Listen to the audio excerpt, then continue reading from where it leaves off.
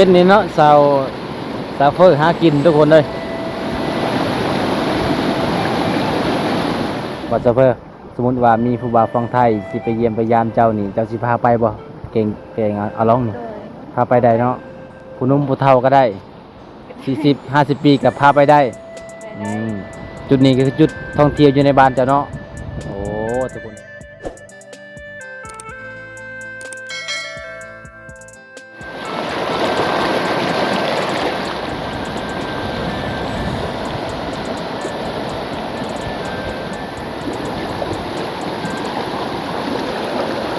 ไปวัดสะเบล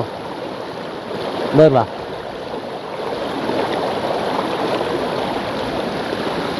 หางมเอานั่นนี่เนาะ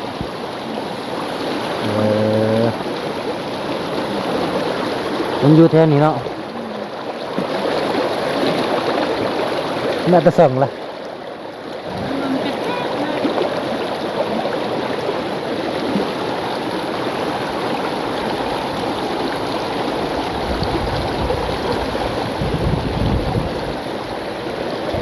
เอาเลยงมโบเห็นทุกคนเลยหาแนวตัวน้อยๆอังกำปืนปืดได้ปะ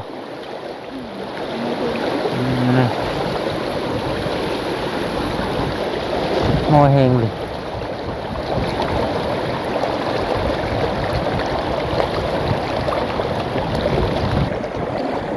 น้ำเล่มปืดล่ะ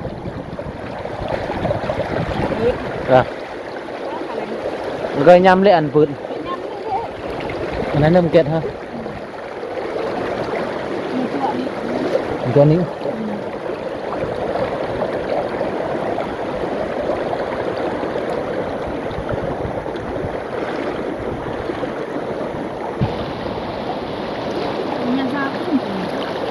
ฮะ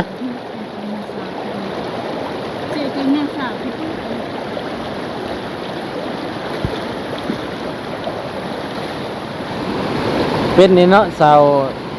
เฟอร์หากินทุกคนเลยเบิ่งนี่หาตามป่องตามหู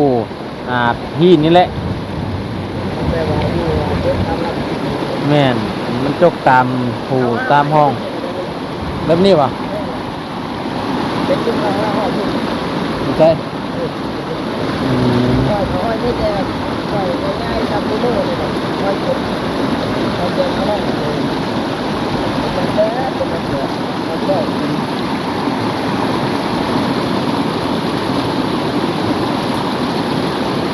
แม่นห้อยกับกี้ป่ะ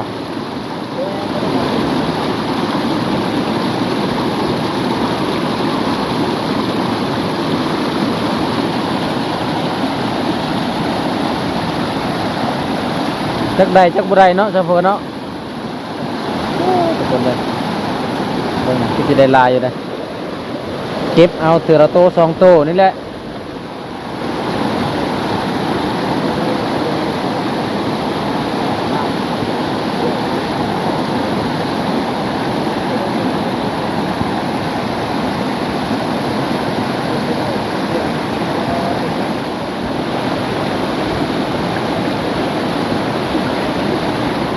งมยังเนาะซาเฟอร์งมยังแนวอ๋อคิดว่างมหาหัวใจผู้บ่าวว่าแม่นบ่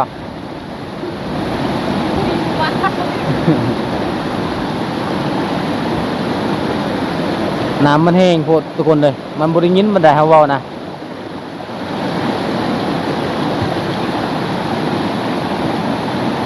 โอ้คือสิได้บ่ทุกคนเลยเย็นคักเลย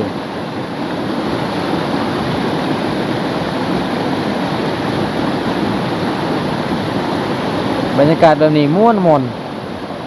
ยำแดดนี่พี่น้องเลยเฮากะเลาะแถวน้ำแถวเซนี่นะ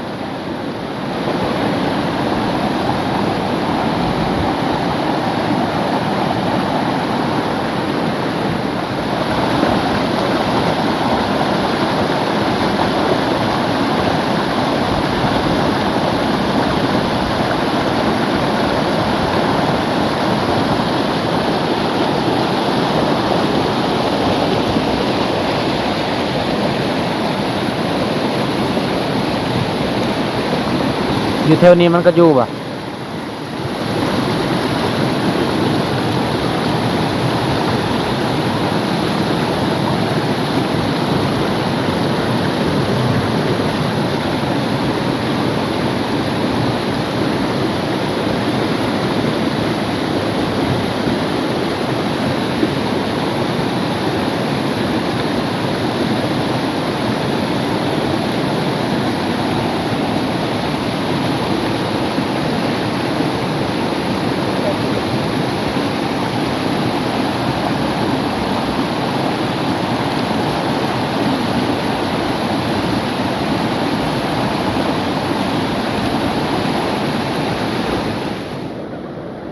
เบิ้งผลงานมื้อนี้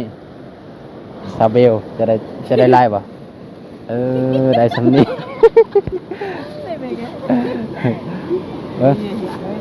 เอออันนี้สิได้ละลายแน่เนาะอันกับพักแน่พักน้ำเด้อทุกคนเด้อนี่เอาตอนนี้ก็สิกลับแล้วเนาะซาเฟอร์เนาะเอากลับบัดนี้เฮ็ดจังได้กินฮะตาเพียโอ้ก้อยกินป่ะ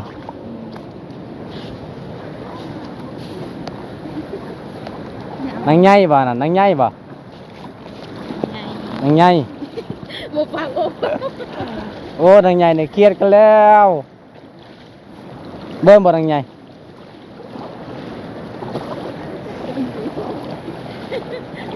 เบิ่มบ่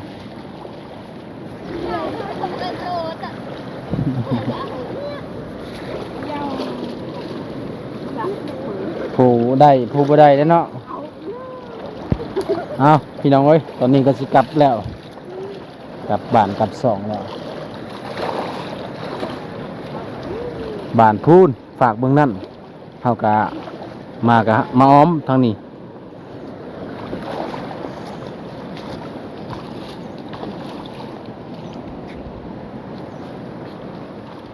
ตอนนี้ก็สิกลับแล้วเนาะซาเฟอร์เนาะ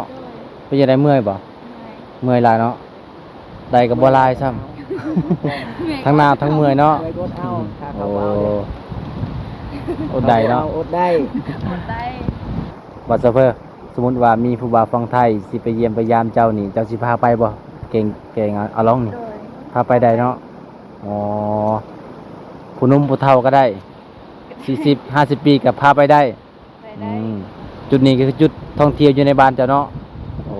ทุกคนเลยถ้าผู้บ่าวฟังไทยคนใดอยากไปเที่ยวก็เชิญมาเที่ยวได้เนาะ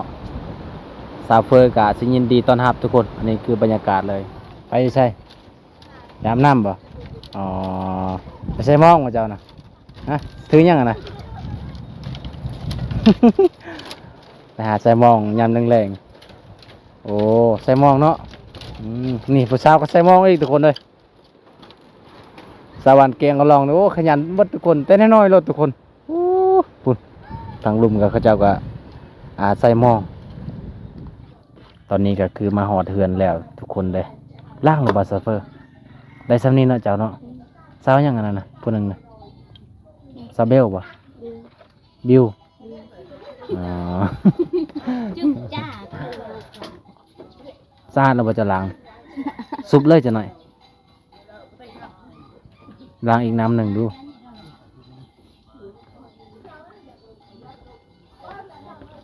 ตอนนี้คือน้องสิซุปใดน้องเสร็จจังไดกินน้องว่าสิซุปเอาโอ้คันแบบกลางคืนนี่ได้ไล่บ่อันนี้เขาไปหากลางเว้นเนาะบ่หลายปานใด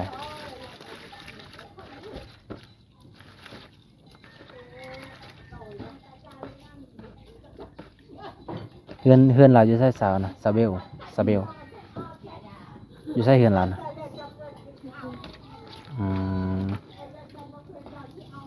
สาวเบลบกล้าเข้ากล่อง โอ้อันนี้คือสะอาดเลยเนาะเรียบร้อยแล้วก็จิสุบเลยโอ้ทันใดไข่หินนี่แซ่บปนน้ำกัน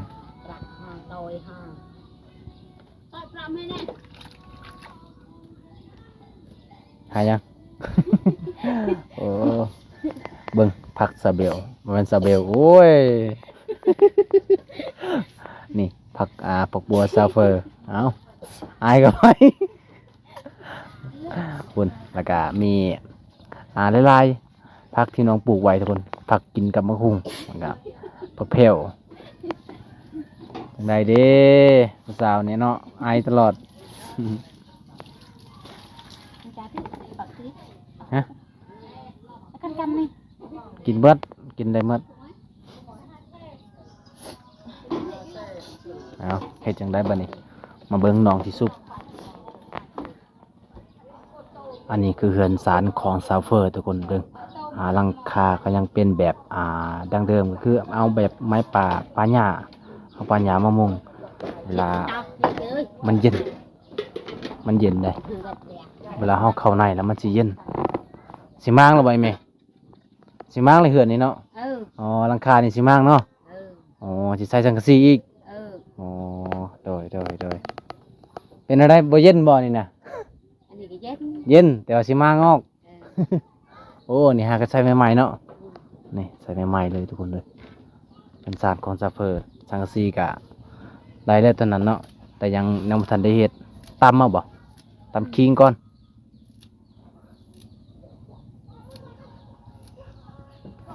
อ๋อคิงบ่จะใช่อยู่ฮะอ๋อ ใส่เลย เอาบัดนี้น้องเสียจังไดต่อตั้มเนาะ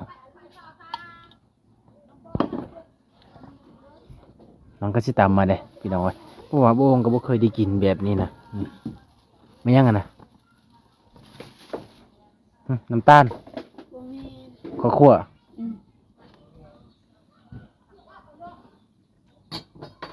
ดู โอ้บรรยากาศอยู่ในเฮือนน้องเย็นเลยพี่น้องเอ้ยเบิ่งประตูนี่ก็โอ้แบบเปิดเลยคือประตูรถเลย สบายลมพัดมาโอ้จังสีเนาะซาเฟอร์ตำเลยได้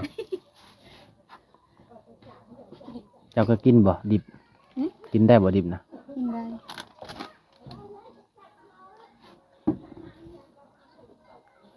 กันไปกลางคืนก็สิได้หลายกว่านี้เนาะหอยคือบ่เห็นเนาะหอยเนาะ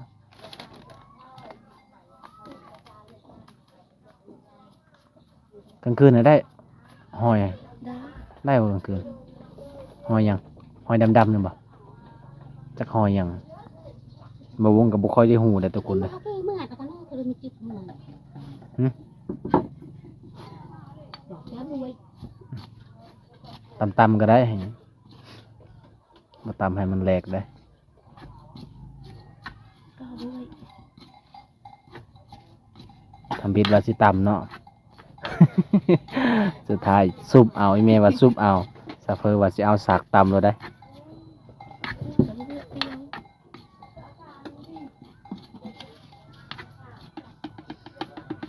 จะทำงานเลย หลังจากเฮ็ดกินแล้วจะสิไปใส่อาบน้ำบ่ยามกินนี่ยังบ่อาบเนาะอาบแต่มือ น้ำนี่หนึ่งในจานนี่ เนี่ยโอ้หอมเลยเนาะหอมเตะจมูกเลย พอดีแล้ว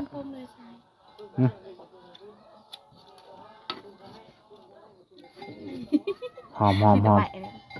ซิมบ่เบิ่งซิมเบิ่งพี่น้องเรียบร้อย เต๊ะก็ได้เหมือนมั้งพอดีเนาะ พอดีอะ เดียวละ พอดีอะ แบบแบบงานพอดี แซ่บพอดี คือมาแต่ยาวนอรึงบ่อยใช่ไหมพอดีกันไหม เผ็ดใส่มะขามนี่มาให้มันสมแต่ว่าบ่ได้ตำก็หันโตะเนาะ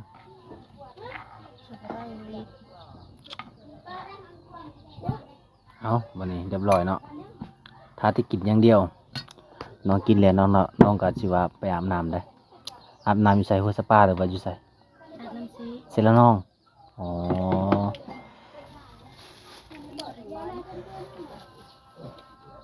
จังสีเลยหน้าตายังเป็นอยู่เต้นดองๆอยู่ทุกคนเลย มาเด้อทุกคนหลังจากไปหากินแล้วก็คือกินเองเนาะ มาได้กินข้าวเด้อ มาได้กินข้าวน้ำกันเด้อทุกคน อันนี้ผักข้าวท้องบ่เพิ่นแม่นบ่กินกับตำมะฮุงเด้อบ่เคยได้กินจักเทื่อใดทุกคนเด้ออันนี้นะแมงอันนี้นะ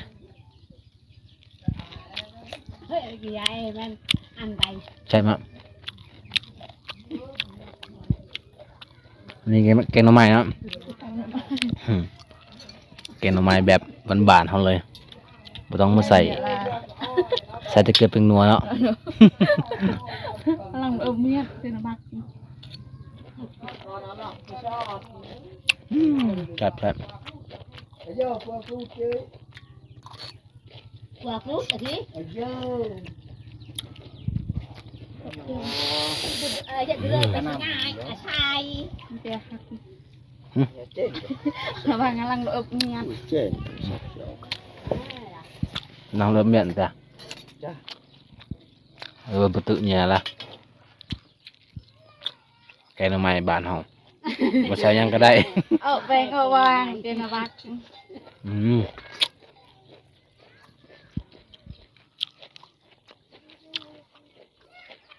ตาลูกนั่นnhận phải ăn thịt nhạt như đây thì gì hả? ตัวแซ่บบ่แซ่บเพิ่น Đây, จะได้ลายเติบเนาะทุกคน em được mày lại đừng cọc ăn rồi. Chiêuกัน นางอางำ แม่งามโอ้ทุกคนเลยเบิ่งนี่บ่วงกินนี่แซ่บขนาดจนสิหมดเอาไว้แล้วซัฟเฟอร์เอาสาวใจดีทุกคน เวลามาเฮือนมาซานเนี่ยเขาจะย่อให้กินมื้อหน้าก็สิพาซัฟเฟอร์ไปซ่อนปลาอีก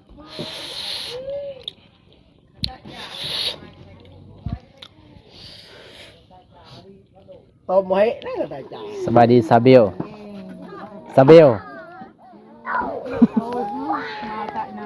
อันนี้คือซาเบลเด้อทุกคนเด้อสาวที่บวงไปที่บวงไปหากินเมื่อเว้นนี่ทุกคนเด้ออันนี้เฮ็ดหยังเนาะฮะอันนี้คือตะพวก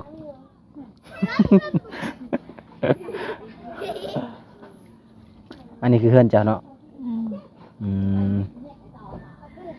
เจ้าบ่เคยเข้ากล่องเนาะ